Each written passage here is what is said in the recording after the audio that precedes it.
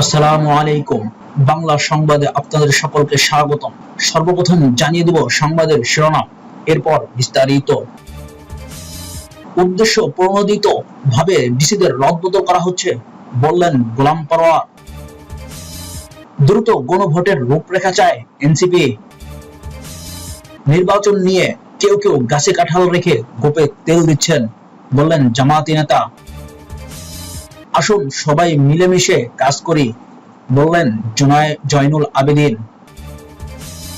এত সময় শুনছিলেন সংবাদের শিরোনাম, এবার জানিয়ে দেব সংবাদের বিস্তারিত।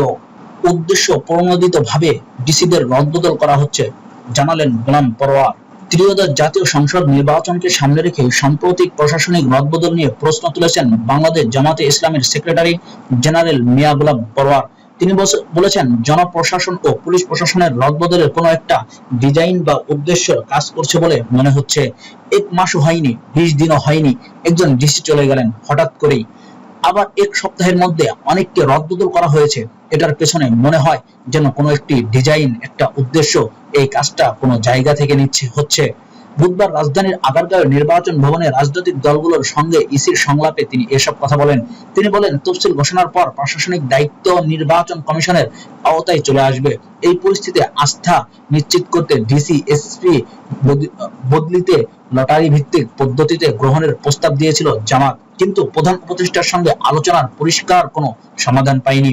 তিনি বলেন, সবচেয়ে নিরপেক্ষ এবং আস্থা রাখার মতো একটা উপায় হলো যে লটারির মাধ্যমে ট্রান্সফার করে দেওয়া, যার যেখানে তকদির আছে সে চলে যাবে, এটাতে কোনো কোশ্চেন থাকবে না।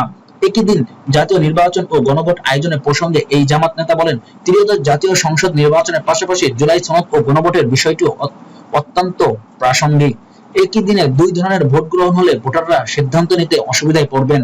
আমরা বলেছিলাম যে গণভোটটা আগে হওয়া উচিত। তিনি বলেন, জুলাই সনদে কি কি সংস্কার হতে যাচ্ছে, কোনটায় ভোটাররা হা বলবে না বলবে, সে যদি আগে থেকে তার মাইন্ডসেট করতে না পারে, বুঝতে না পারে বিদ্যমান রাষ্ট্র কাঠামোর কি কি পরিবর্তন হলো, কোনটা আমি হ্যাঁ বলবো, সে যদি বুঝতে না পারে, তাহলে সে হ্যাঁ কি বলবে না কি বলবে, তো একদিনেই 2টা ভোট হলে সে তো বুঝতেই পারবে না। দ্রুত গণভোটের রূপরেখা চায় এনসিপি। জাতীয় নাগরিক পার্টি এনসিপি মুখ্য সমন্বয়ক নাসিরউদ্দিন পাটোয়ারি বলেছেন, আসন্ন নির্বাচনে এনসিপি পুরোপুরি সহযোগিতা করতে প্রস্তুত। তবে নির্বাচনে গুরুত্বপূর্ণ বিষয়গুলো, বিশেষ করে গণভোটের রূপরেখা নির্বাচন কমিশনকে দ্রুত প্রকাশ করতে হবে। বুধবার নির্বাচন কমিশনের সংলাপে অংশগ্রহণ করে এসব কথা বলেন এনসিপির মুখ্য সমন্বয়ক। আসন্ন নির্বাচনে গণভোট পরিচালনা বিষয়টি একটি বড় বিষয় হিসেবে তুলে ধরেন নাসিরউদ্দিন পাটোয়ারি। তিনি বলেন, গণভোট কিভাবে পরিচালিত হবে, এটি কবে বাস্তবায়ন করা হবে এবং সবচেয়ে গুরুত্বপূর্ণ, প্রতারণা প্রতিরোধের জন্য কোনো সুনির্দিষ্ট নীতিমালা নেওয়া হয়েছে কিনা নির্বাচন কমিশনকে দ্রুত এগুলো প্রকাশ করতে হবে। তিনি জানান, কমিশনের নির্দেশনা অনুযায়ী এনসিপির প্রস্তুতি নেবে এবং প্রয়োজনে সব সহযোগিতা দেবে। নির্বাচন কমিশনের ইসি স্বতন্ত্রতা অক্ষুণ্ণ রাখার উপর গুরুত্বারোপ করে এনসিপির মুখ্য সমন্বয়ক বলেন, যদি কমিশন সব রাজনৈতিক দল থেকে সম্পূর্ণ স্বাধীন থাকে, তাহলে এনসিপি 100% সহযোগিতা প্রদান করবে। আমরা অন্যান্য সহযোগী দলকেও অপারেশন মোডে আসার আহ্বান জানাচ্ছি। নারী ভোটারদের অংশগ্রহণ নিশ্চিত করতে এবং তাদের নিরাপত্তা দিতে একটি মনিটরিং সেল গঠনের প্রস্তাব দেন নাসিরউদ্দিন পাটোয়ারি। তিনি উদ্বেগ প্রকাশ করে বলেন, ইলেকশনের সময় নারীরা সাইবার হ্যারাসমেন্টের শিকার হতে পারেন, তাই বিশেষ নিরাপত্তার ব্যবস্থা প্রয়োজন। তরুণ ভোটারদের নির্বাচন উৎসাহিত করতে আইন শৃঙ্খলা বাহিনীকে সক্রিয় করার পরামর্শ দেন এনসিপির মুখ্য সমন্বয়ক। তিনি মনে করেন, এতে নির্বাচনী প্রক্রিয়ায় গণতান্ত্রিক সম্মান বজায় থাকবে এবং তরুণরা ভুল পথে চলতে হবে না, যা দেশের জন্য ইতিবাচক হবে। প্রবাসী ভোটারদের অংশগ্রহণ প্রক্রিয়া নিয়ে উদ্বেগ প্রকাশ করে নাসিরউদ্দিন পাটোয়ারি বলেন, তাদের জন্য সময় সীমিত। যদি প্রক্রিয়া আগে থেকে চালু করা হয়, তাহলে অংশগ্রহণ বাড়বে, যা ভোটার সংখ্যা ও নির্বাচনের গ্রহণযোগ্যতাও বৃদ্ধি পাবে। তবে তিনি নির্বাচনের প্রতিক্রিয়া ও প্রার্থীর স্বতন্ত্র পরিচয় নিশ্চিত করার গুরুত্বে জোর দেন। তার মতে, প্রতীক একজন প্রার্থীর পরিচয়, যা ভোটারদের জন্য স্বচ্ছতা নিশ্চিত করে। যোগাযোগ ব্যবস্থার বিষয়ে নাসিরউদ্দিন পাটোয়ারি প্রস্তাব করেন, প্রতিটি রাজনৈতিক দলের জন্য একজন অফিসার ট্যাগ করা হলে দলের উদ্বেগ ও কনসার্নস সহজভাবে জানানো সম্ভব হবে। নির্বাচন নিয়ে কেউ কেউ গাছে কাঁঠাল রেখে গোপে তেল দিচ্ছেন।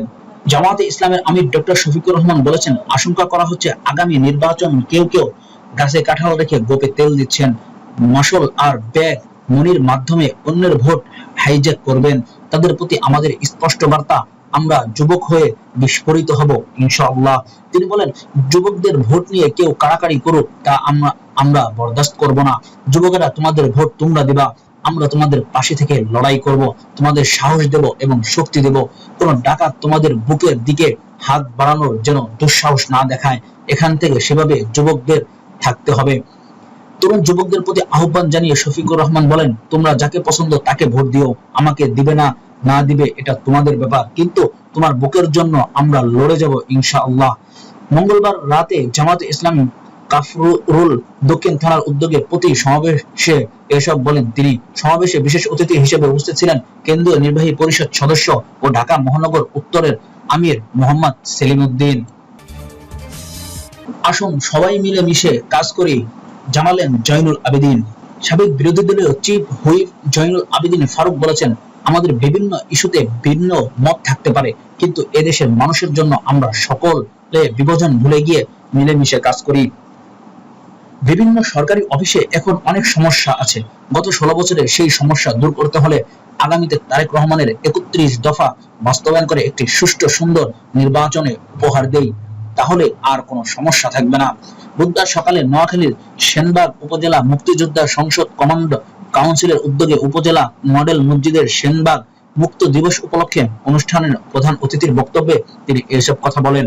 সেনবাগ উপজেলার মুক্তিযোদ্ধা সংসদ কমান্ড কাউন্সিলের আহ্বায়ক আব্দুল আজিম চৌধুরীর সভাপতিত্বে এ সময় বিশেষ অতিথি হিসেবে নোয়াখালী জেলা মুক্তিযোদ্ধা সংসদের আহ্বায়ক বীর মুক্তিযোদ্ধা আবুল কালাম আজাদ, নোয়াখালী জেলা মুক্তিযোদ্ধা সংসদের সদস্য বীর মুক্তিযোদ্ধা গোলাম মুস্তফা ভুইয়া ও সদস্য বীর মুক্তিযোদ্ধা আবু তাহের, সেনবাগ উপজেলা মুক্তিযোদ্ধা সংসদের সদস্য সচিব মফিজুর রহমান, কালীপুর ইউনিয়নের মুক্তিযোদ্ধা কমান্ডার সোলেমা বাহার বক্তব্য রাখেন।